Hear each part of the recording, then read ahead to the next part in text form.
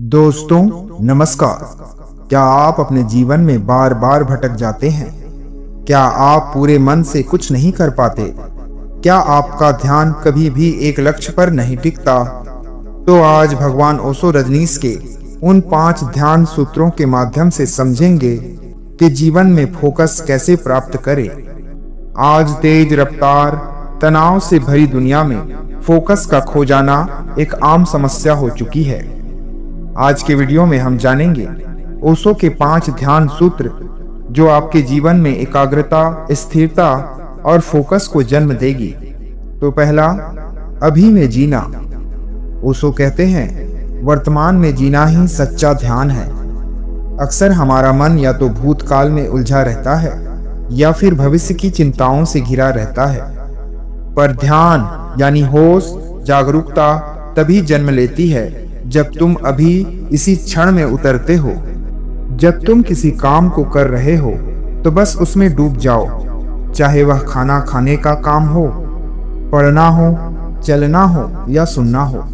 आगे ओशो कहते हैं, जो भी तुम पूरे होश से करते हो वह ध्यान है और ध्यान से ही फोकस पैदा होता है।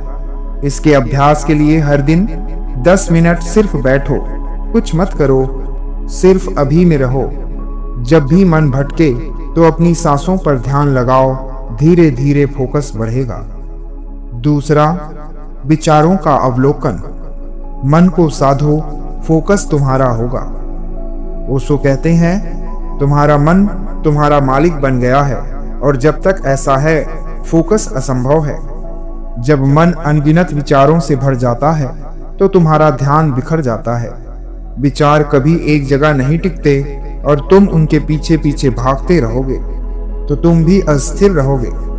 इसलिए ओशो ने कहा, विचारों को रोको मत, बस देखो। जैसे कोई यात्री ट्रेन की खिड़की से बाहर झांक कर दृश्य देखता है, वैसे ही अपने मन के विचारों को देखो, साक्षी बनो।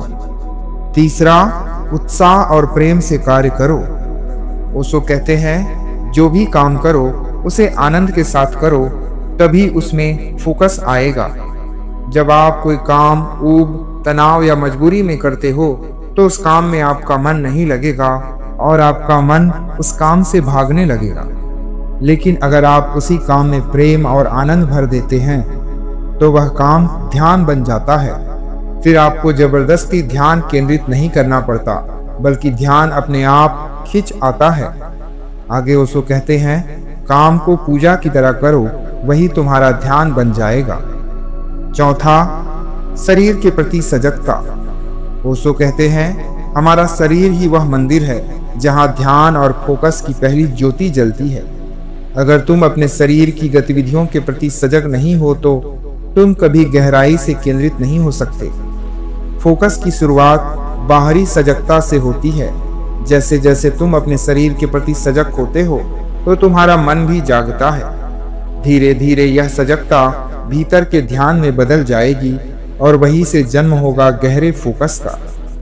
पांचवा, मौन और अकेलेपन को अपनाओ। ओशो कहते हैं, तुम जितना शोर में हो उतने ही बटे हुए हो। आज का जीवन शोरगुल से भरा है, लोगों का भीड़ और तुम्हारा मन इन सब से टकरा रहा है। फोकस के लिए जरूरी है मौन में उतरना, अकेले में रहना, क्योंकि जब तुम अकेले होते हो तभी तुम अपने भीतर की आवाज को सुन सकते हो। तुम जितने अकेले होते हो उतने ही केंद्रित हो जाते हो। अंत में ओशो का यही संदेश है कि फोकस कोई तकनीक नहीं, यह जीवन जीने का तरीका है। वे कहते हैं, सजग रहो, साक्षी बनो और हर क्षण को पूरी तरह जियो।